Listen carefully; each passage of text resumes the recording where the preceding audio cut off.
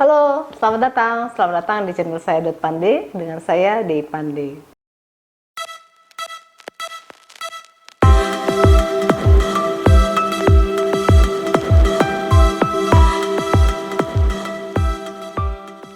Halo sahabat sehat. Nah, kali ini saya akan membahas mengenai gerakan janin. Nah, tapi mungkin pembahasannya tidak panjang lebar karena saya hanya menjawab pertanyaan langsung to the point. Kebetulan saya mau praktek habis ini ya. Nah, setiap janin di dalam rahim itu wajib bergerak. Jadi sahabat hamil itu harus mengetahui kapan gerakan janinnya dimulai ataupun bagaimana pola gerakan janin yang sahabat hamil rasakan.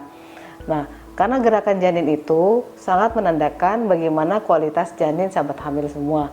Jadi kalau gerakan janinnya aktif, berarti otomatis biasanya menandakan bahwa bayi itu sedang dalam kondisi yang sehat. Kalau gerakan janin yang kurang, ya berarti otomatis ada sesuatu. Nah, nanti kita bahas di video yang lain ya.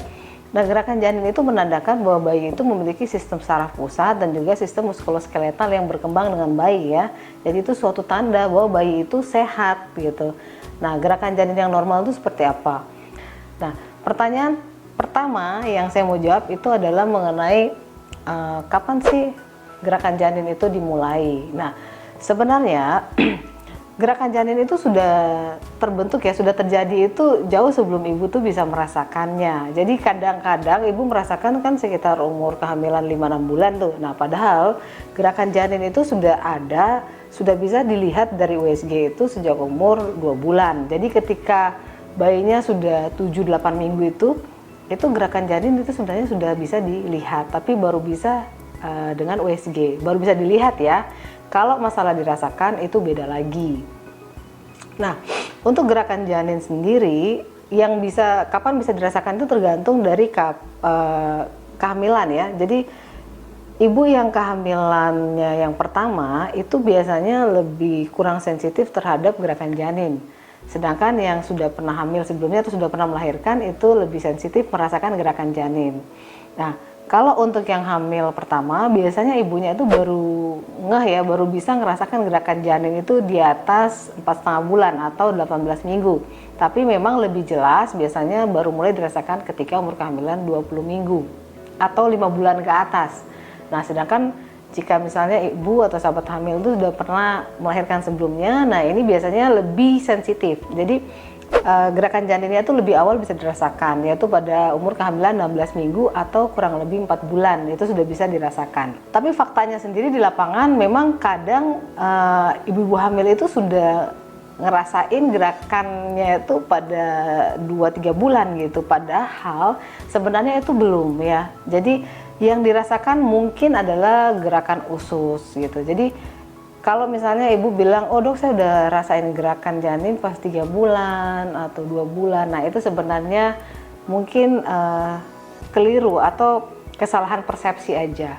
Jadi karena pada umur kehamilan segitu tuh rahim itu masih kecil sekali dan masih susah dirasakan gerakan anaknya. Jadi biasanya janin itu dia gerakannya itu akan semakin kuat ya sampai umur kehamilan 8 bulan. Jadi ketika mulai sistem saraf dan sistem muskuloskeletalnya itu sempurna dan juga matang sekali, gerakannya itu akan sangat aktif dan sangat terasa sekali oleh ibunya.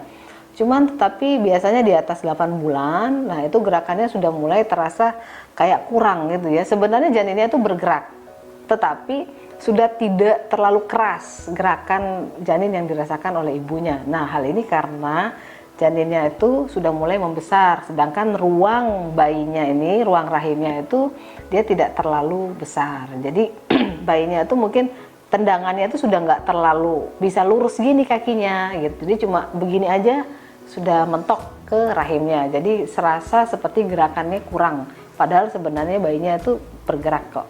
Terus ada juga yang bertanya mengenai gerakan janin yang normal itu seperti apa sih gitu. Pada awal-awal kehamilan itu memang tidak terlalu kuat ya. Jadi hentakannya itu masih yang ringan-ringan. Nah, biasanya lebih kuat ya ketika persyarafannya matang, kemudian sistem otot muskuloskeletalnya sudah terbentuk dengan sempurna baik. Nah, itu gerakan janinnya akan jauh lebih kuat. Gerakan janin itu sebenarnya bukan hanya tendangan ya. Jadi gerakan janin itu banyak, ada tendangan, ada hentakan, ada pergerakan badan, terus ada squeeze, ada rolling daripada bayinya itu. Nah, terus ada gerakan nafas juga. Nah, jadi gerakan janin itu banyak banget. Cuman memang yang lebih sering dirasakan itu adalah ketika dia nendang, atau dia berhentak, atau dia berputar. Nah, itu yang lebih sering dirasakan.